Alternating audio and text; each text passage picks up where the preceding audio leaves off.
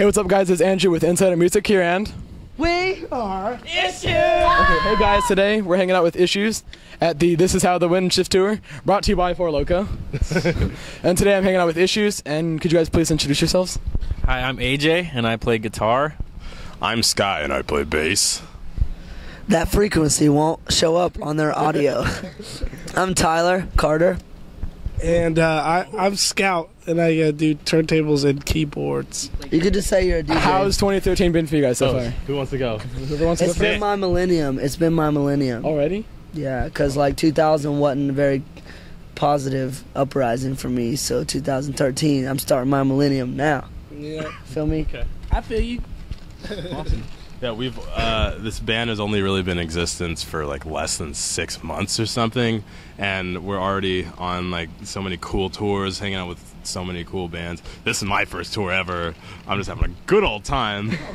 Jolly good time. Jolly good. Oh, they are. Righto.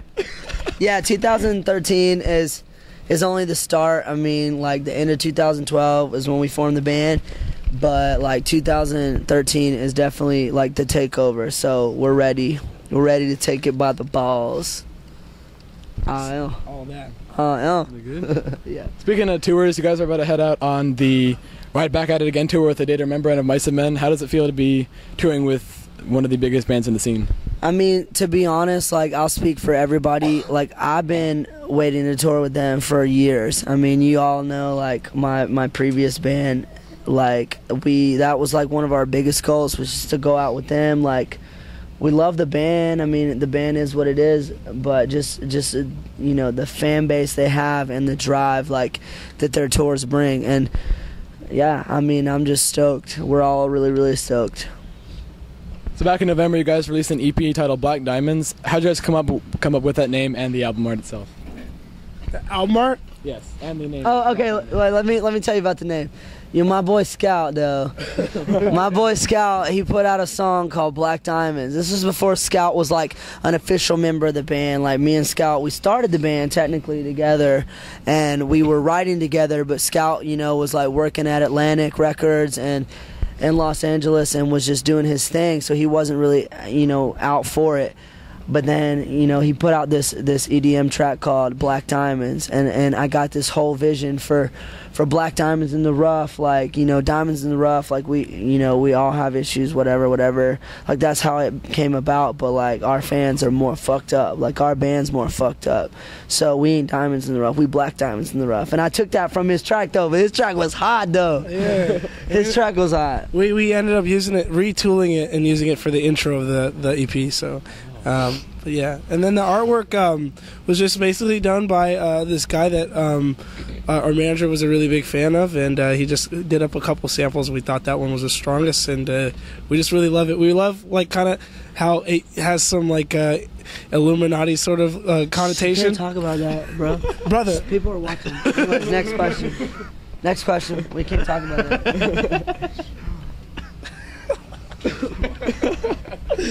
Want us to get killed? So, what is the band's #1 food stop while on tour? We don't really stop. We don't stop a lot. We love Chili's. Like we about some Chili's. Half our band's about some Panera and Chipotle.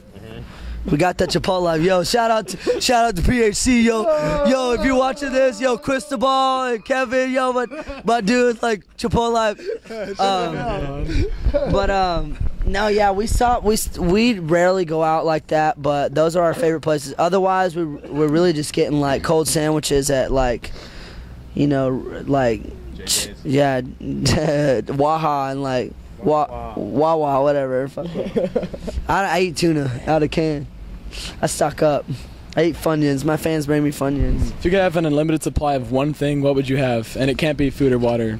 Gotta be specific. Gotta be specific? Yeah. Definitely water balloons, but already filled up. I'm gonna say our merch girl would be like stoked on some Sharpies, because we always losing those, and fingernail clippers, because I can never find my motherfucking fingernail clippers, and my shit is like off the wall. I use my teeth. Skittles. That's food. That's food. No, but you said specific. It can't be like specific specifically. It can't be like. You can't just say food. You guys. Okay. Oh, I never said. No, I said that. What's up, Ribbit? Let's go. Money. Why would you not say money? Like, why would you But not that's say not money? specific. You want a dollar bill? Or you want a $5 bill? A 5? You want an unlimited supply of 5? That's good. That'll buy you a Big Mac meal. That'll buy you a stripper. That'll buy you a shot at the bar. That'll buy Yeah, on Tuesday, like midday. Yeah. What about you? Still Skittles? Yeah, yeah, the Skittles. Taste the rainbow, boy. I mean, specifically the blue pack. Taste the Specifically the blue pack, but like if I could have the blue pack filled with just the oranges and yellows. That's what I do anyways. I just like eat all of them except for the orange and yellow ones, and I eat all of them at once. Next question. You guys walk into Walmart and you hear one of your songs playing over the speakers. What's your first reaction? Walmart? Yeah. Walmart? Oh, that'd be rad. Yo, I feel like we made it, bro, because I hear that shit in Hot Topic every day. I go up in there trying to get, like, jewelry for, like, well, I don't have piercings. What do I go to Hot Topic for? Pants? No, those the coats. No. I go there for the little crickets that taste like barbecue. They sell Little those? buck. They sell like grub worms and stuff. Anyways, Walmart. Yeah, that'd be an accomplishment. My first reaction would be like, "Yo, where's my money? I'm trying to buy a freaking car if it's playing at Walmart." I'm trying to buy my mama's house. Walmart. Yo, you playing me? Got me an F-150 and everything in Walmart. Fucking Walmart, boy. I'm trying to get on that Kia commercial. Exactly. I'm trying to get my placements. That'd be down. Shit. Bet back you guys shot a video for Love Sex Riot, and now you're shooting one for Princeton Avenue. What can you guys tell us about them? We shot Love Sex Riot early because we were shooting it. I actually wrote that myself, like co-directed it with Sam Link. We shot that in Atlanta because we were going on tour. We weren't going to be able to shoot it any other time, so we got that out of the way. But it is going to come out after Princeton Ave. We just shot Princeton Avenue with this guy named Dylan. I hate to forget his name, but he works for Robbie Starbucks Camp. He does a lot of short films. He's a badass producer. Turned out really good. We just saw the first cut the other day, and we were all in tears. That shit was so close to home. Emotional video. It's pretty emotional. It's like it's gonna affect a lot of kids in this. Yeah, I feel like my vision, and I like kind of like navigated the treatment for that, but I feel like the vision for the song itself was so well portrayed in the video because the song is so close to home for a lot of kids, like myself, like I'm pretty sure other people in the band, like a lot of our fans, a lot of my friends, like I can't say too much because I don't want to give it away, but it's definitely gonna take a lot of kids home. So those will be out soon. Just keep watching, keep posting on our Twitter. What song is the most meaningful to each of you? Princeton, though. Princeton, for sure. That's why we chose it as a single. We were like, we got to go full-fledged with this song. This song's got to be the catchiest. It's got to be like the most relatable. It's just got to be like the right time, like the tempo, like you feel it, you know, like might not be all of our favorite songs on the record, but definitely the most meaningful because it's like a real story, you know, back home in Atlanta, just like, you know, real situations. And I know every kid that's a fan of our kind of music, and I'm not even stereotyping, you know, but like our fans like will relate to it for sure. I would say that, I mean, for me, it'd probably be the worst of them because I've just talked to the most people that have told me that it applied to their lives so much, and that's really the first experience I've had with like something that, you know, you've helped create that's affected someone positively, like in their life. Like I just know, I just hear it a lot from the lyrics and the worst of them. So I feel like that one's really means a lot to me just because of all the fans that have taught me. Yeah, I want to elaborate. Like that song,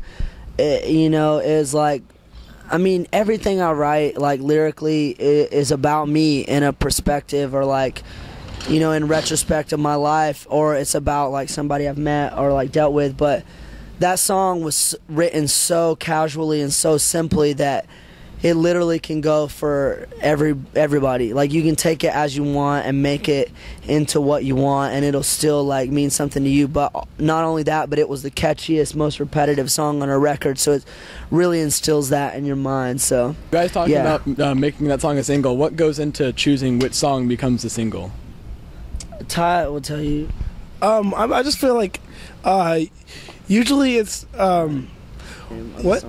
Yeah, I mean, like I would say that just going through your songs when you're done with your record and picking singles usually has to do with just how you want to come out, represent your work, your project the best, what you want to represent your band the best, and what you think is going to catch on the most. We put out King of Amarillo first just because it was just like we were a new band. It was a buzz. It had like the edgy lyrics. Everyone knew what it was about, and it just kind of stirred up trouble and just kind of fun. And then we're putting out Princeton as kind of just like, check it out, this is what we're really about, this is what our lyrics are, this is what we stand for, sort of thing. Like King was negative, and like we regret it, to be honest. Like our fans love it, like it was funny, rap battle, haha, whatever.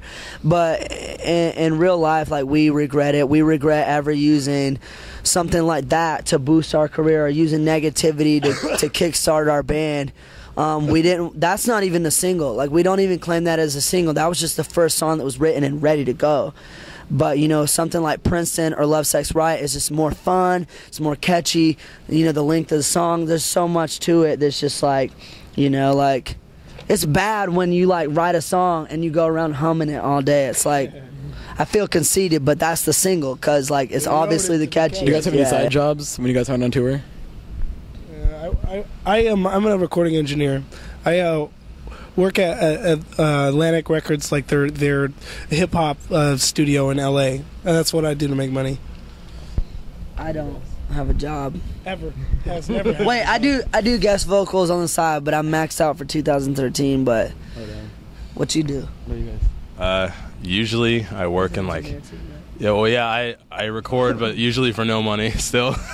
Like local death metal bands and stuff from Seattle, that nobody cares about. Most of the time I'm like working in like fancy restaurants, like serving and stuff. Yeah, I'm trying to like save up some cash so I don't have to worry about anything ever, and I can just like be on the road, just like I guess be totally self-sufficient and not really have to like come home and then worry about stuff at home,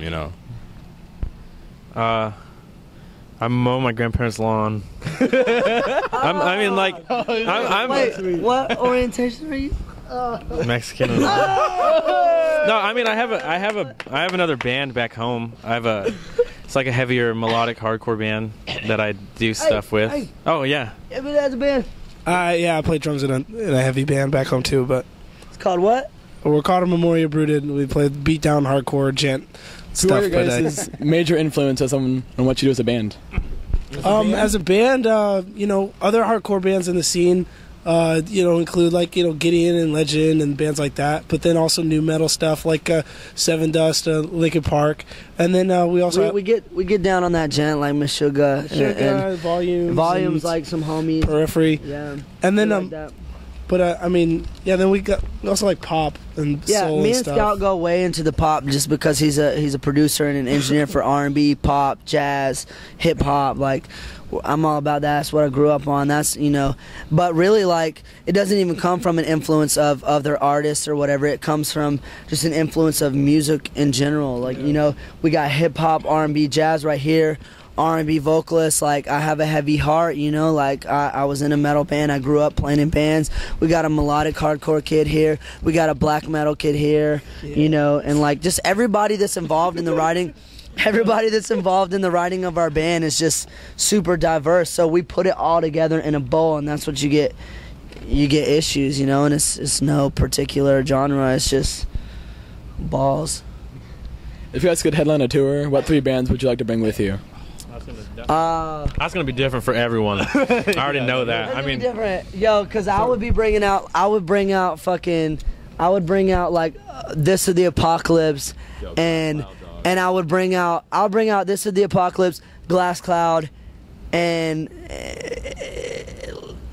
Cody Simpson, because like my shit goes way wide. But this boy would be bringing out like Stick to Your Guns and all these bands you said? 3 bands. 3?